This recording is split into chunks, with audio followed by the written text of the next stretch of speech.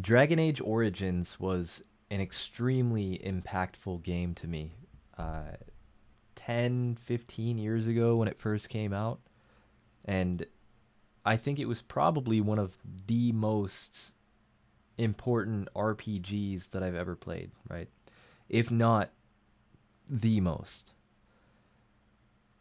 And I think it had a big effect on what I expected from video games going forward. And unfortunately for me, I don't think anything actually ever added up to what Dragon Age Origins had. So that it kind of sucks, right?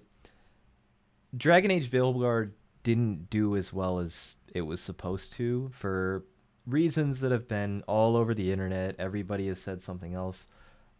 I think a lot of it is like a middle ground, and by all means, I have talked about this with like other people who do enjoy the game to an extent,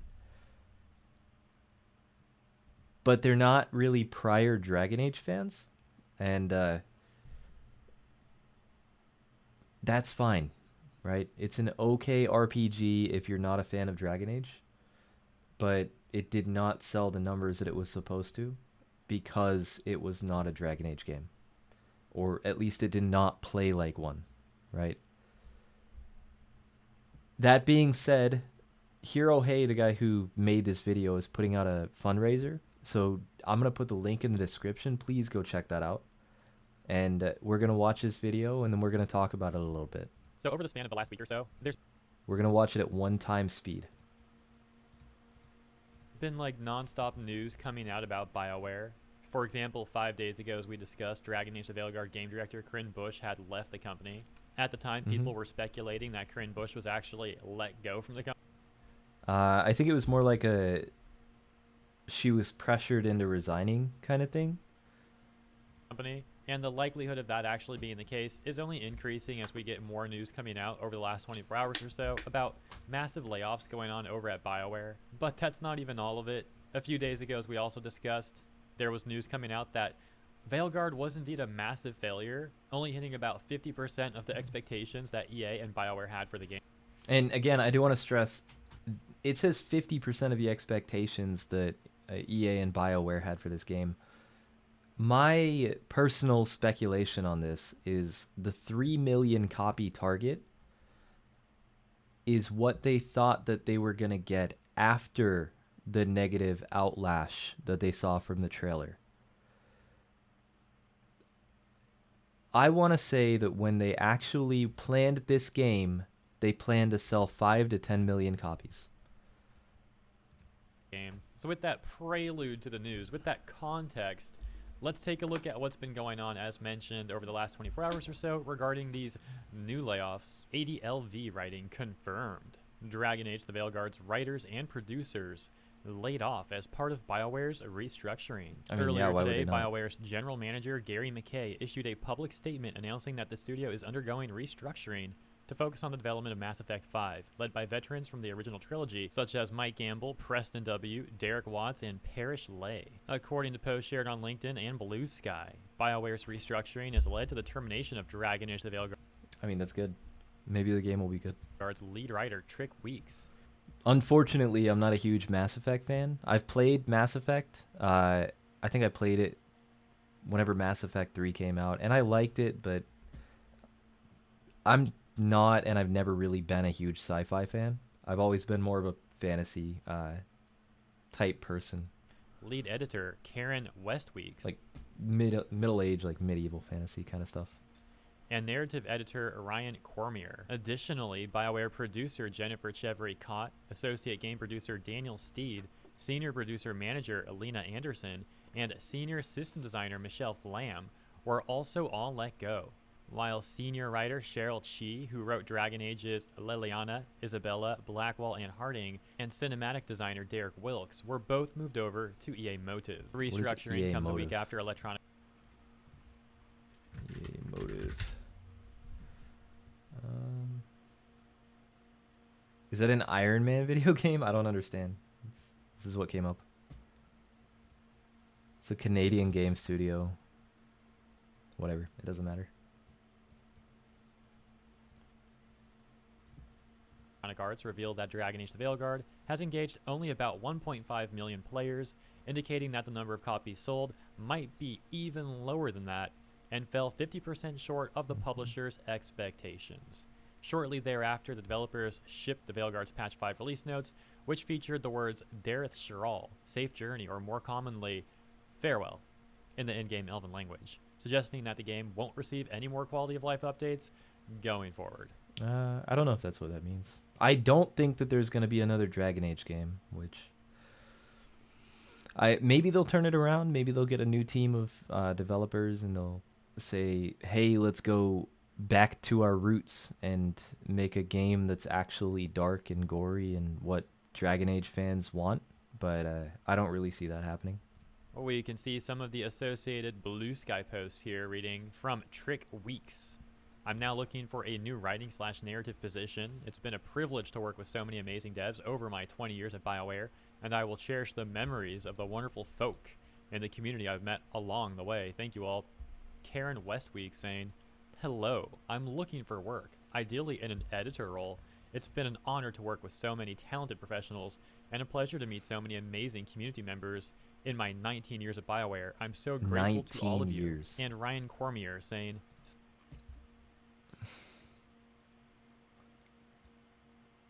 You kind of got to look at this and think maybe some of these people weren't the problem. I'm not. And it kind of sucks, right? It's not a good thing that Dragon Age Veilguard didn't do well. I definitely think that some of these people are probably good writers. It's just some of them are bad, and the bad ones had a lot of influence on the other people who didn't really want to have anything to do with it. "So my time at BioWare has ended. It was a wild ride with some fantastic people, but it's time to look for new challenges. I'm an editor/writer with 26 plus years of experience across video games, novels, short stories, newspapers, and This guy does marketing not look that columns. old. Maybe If it's you an know old of a picture. good fit, please let me know." Comments on this article such as, "Shocker. Game was overall garbage with decent combat. The writing and atmosphere were terrible and off-brand. Forced dialogue of stuff no one asked for or cared about." This is a big controversy surrounding the game. The game being overall garbage from somebody who has not played the game. This is not me. This is other people that I've talked with. I have seen that people do somewhat enjoy the game, but I don't think that anybody would put this anywhere near their game of the year. That being said, I don't think I've ever had anybody say that the writing is particularly good in this game, regardless of the forced dialogue stuff. Another one reading, "Tried the game and actually liked the gameplay whatsoever, but overall boring story got me to quit after 5-ish Yep. hours. So I think they didn't make the wrong choice on this one." And another one saying, "Majority of the departees appear to be writers, so no shock there whatsoever. That game's writing was absolutely awful at best at times, and arguably insulting at the worst. Additionally, while it's supposition on my part based purely on surnames, it looks like the lead writer and lead editor are related. Really, BioWare? Sure, it's not impossible to have an effective writer-editor relationship between two people who are close, but it's certainly not advised. The editor is going to have an implicit bias towards the writer." Then over on Reddit, we've got some comments like this saying, "Patrick Weeks, the pansexual vegetarian they-them creator of Tosh. One of the most hated characters in gaming, HR disaster of a human being. I would hate to have to sit next to this person at work." However, a response says, "Apparently Weeks wrote Mordin back in Mass Effect 2. Going from that to Tosh? How the mighty fall." Which one was Mordin? Hold on. Mordin Mass Effect. Oh, that was the alien thing. That guy. I don't remember anything about that character. However, over on the subreddit for Dragon Age: The Veilguard, people are devastated about this news, crying that they'll never get another Tosh. For example, this post that reads, "I'm literally crying right now. Now we'll never get more Tosh. Someone else had apparently said, "I'm crying tears of joy," to which another Veilguard person says, "F off." Although that person apparently later edited their comment to say, "Same." And if you think the person crying about Tosh might be being sarcastic or trolling or something, their post history would suggest otherwise. I don't think I've actually talked to anybody who enjoyed Tosh as a character, and the few people that I have seen that enjoyed this game didn't like the fact that they were forced to play with this character, and said that it felt like it was something that you had to tiptoe around. As they're regularly, unironically, on the Like you were forced to dialogue-wise. Veilguard subreddit praising the game. So it does seem like this person really is devastated that, yeah, this looks like the end for Tosh. That's it. Pack it up. Tosh is so over. Yeah, so you know what? I kind of take that back, actually, because I read some more posts from this person, and I do think they're trolling. These posts are absolutely insane. If they're not trolling, this person is completely deranged. But They're here's probably the cap. trolling. Because if they don't troll like this, they're just going to get banned instantly. If you say anything on that subreddit against what they want you to say, you just get banned. You get banned from that subreddit for being in any community that disagrees with anything that they think. It's a massive circle of... I'm trying to use something other than echo chamber, but that's what it is. It's an echo chamber. Caveat. Even if they are trolling, the fact that Veilguard shills are supporting the crazy stuff this person is saying also already speaks volumes about the Veilguard shills and the Veilguard subreddit. So yeah, you got to see some of this stuff. Here's a few I don't like using the word shill because it's just the opposite of the word grifter. So like all you're doing is name calling. You're doing something called ad hominem, which doesn't have anything to do with the argument that the person is making, and it's kind of immature. I don't like it. examples. First, a little bit of context on this. So as you can see here, this absolute coat post that aged terribly, saying, okay, just so everyone gets a clear picture of what happened, the director voluntarily exited BioWare, not fired. An article specifically state this does not mean Veilguard failed to meet sales. As we know, yeah, that aged terribly, and Veilguard indeed massively did not meet sales. But we can see that particular Redditor saying in response to that post, "I have put so much of myself into this game that if it actually fails, I would become inconsolably depressed and angry." And why? Dude, if you play a game that you actually enjoy, and you enjoyed the time that you spent in that game, and that game doesn't do well, it doesn't matter that the game doesn't do well. You still enjoyed your time in the game. I played this one stupid zombie game, and I think it was like a DayZ clone, I think, but I had a lot of fun in it. Like, it was really fun with a couple friends of mine. It capped out at like 600 players, and I still enjoyed the game. Like, nobody liked it, nobody cared about that game, but I still enjoyed it. they actually got 21 upvotes. A comment that was probably pointing out how ridiculous that take is got minus 26 downvotes and was removed by the moderators. That user then saying, "GTFO out of here, chud. I don't care what the numbers say." Mm-hmm. See, everything that they disagree with, they remove and they ban the person. "We won't give you the satisfaction. Veilguard was better than Origins, and everyone knows it." And they got 17 upvotes for that one. In a separate thread, That's user said, fucking crazy. "I love how the chuds think they know better than trained professional games journalists." And they got 39 up. Wait, where is that? Hold on. Trained professional game journalists. Another trend on this, by the way, is the chud, right? Chuds, shills, grifters, anybody who's paid to have an opinion, or anybody who is obsessed with something just for like a political reason or something like that. It's just name calling. That's all it is. That's all you're doing. You're not actually making a point to anybody unless it's in an echo chamber, right? Nobody cares about you calling somebody a grifter unless they agree with you. Votes for that. Again, let me stress, I think this person's trolling, but like Veilguard shills are unironically supporting these takes, and that's what I find crazy. These people And this guy too, he's got to stop doing are that. living in absolute delusion. They are like so detached from reality. The sort of people to unironically praise gaming journalists and label any critics of Veilguard chuds. On the kind of similar note, there was a post that said, ideas for Varric tweaking. And we got that same Veilguard troll here saying, I read this as quote-unquote Varric twerking, and I realized that this is the only thing Veilguard needs to be perfect. That's crazy. And they got 32 upvotes. And yeah, we know how these Veilguard shills, these modern audience types, love to call people chud and all that stuff. But another thing they like is calling other people gooner. Simultaneously, they'll see a comment like that and think, yeah, that's what Veilguard needs, and they'll upvote it. Many such cases of people like that being... I don't know. I haven't seen him call people gooner yet, so maybe... That's funny. It's really, really stupid. Hypocrites. A few years ago, the big one was calling people porn addicts. Usually coming from like the most porn addicted people out there on Twitter who would call others that.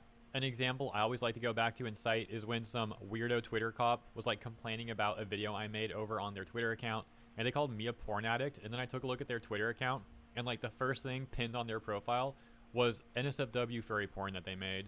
I'm like, bro, ain't no way this person is calling me a porn addict, and that is their pinned freaking tweet. You got to be kidding me. Enough about that troll person, though. I'm sure you get the point. Once again, the point being that I just think it's crazy that people are like unironically supporting those takes. Yet another example of how crazy the Veilguard subreddit is. Lastly, here's a top post from a different user. This is like a, your average Veilguard subreddit user here, average Veilguard shill, saying, how could they? I've seen mixed reports on the sales expectations, but if the negative articles are accurate, we know what happened. And posting this meme attempt, Veilguard haters, review bombing, destroying Veilguard sales. If people review bomb something, it's because they don't like it. I was watching the reviews on Dragon Age, and they were clearly, like I was actively watching them on Steam, and they were clearly manipulated, right? There were clearly a lot of fake bullshit reviews on both sides, and somehow the reviews were mostly positive. However,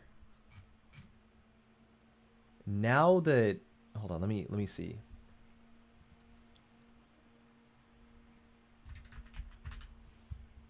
It's $36, by the way.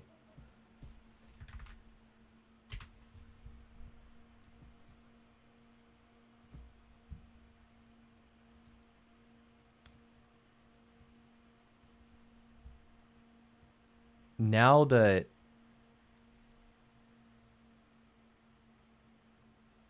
it's calmed down with the hype or whatever you want to call it, all of a sudden it's mixed. And like, you look at these reviews, most of them are negative, and the ones that are positive are overwhelmingly positive. Like, this is the best game I've ever played, etc., etc., etc. Which I don't think anybody really thinks. Then the Veilguard haters saying, how could the woke devs do this? I think there's a counterbalance for everything. I think that's how the meme that they made is supposed to be read, but yeah, it's kind of a tryhard meme. I'm really not 100% sure. Like, what kind of weird straw man is this too? What do you mean? They're saying that the Veilguard haters got this game to fail because they review bombed it? So again, they're trying to imply that like Veilguard is a perfect game, there's nothing wrong with it, it just got review bombed, and that's why the sales are bad. I think a lot of people who didn't like it reviewed the game when they otherwise wouldn't have, because they didn't like it a lot. And I think a lot of people who did like it, or didn't like the people who didn't like it, went on there and put positive reviews specifically to counter the people who were not enjoying the game. I definitely think that a lot of people were putting fake reviews on both sides, but I think it evened out. And I think that overall people didn't really like the game. Bro, delusional cope. More delusional cope. Except this time in the form of a really bad meme. And as mentioned, I think I mentioned this is a top post on the Veilguard subreddit, getting 590 upvotes in 6 hours. But yeah, that's enough crazy town for me, so we'll leave it there. Let me know what you think about the latest news regarding those layoffs and the little trip we had on the Veilguard subreddit. Hopefully one day those people will wake up from their delusions and, you know, become reasonable people, but we can only hope. Once again, as always, thank you for tuning in. Hope you enjoyed my coverage, and if you did, please consider liking and or subscribing to the channel. Appreciate you, and I'll see you in the next one. Hey, so if you're still watching, do check this guy out. He is doing a fundraiser. This is for Give the Kids the World. This is like it's in Florida. This is a kind of a Make-A-Wish. Like, I can wish to go to this resort kind of thing. And it's free of charge for kids who are like ill or suffering from like terminal illnesses. So it's kind of like a Make-A-Wish thing. It's a good cause. Go check it out. If you did enjoy this video, please give me a like, give me a sub. Check me out on Twitch. I stream there every night, usually from 8 to 9. I don't stream that long, but I do try to be consistent. Thanks.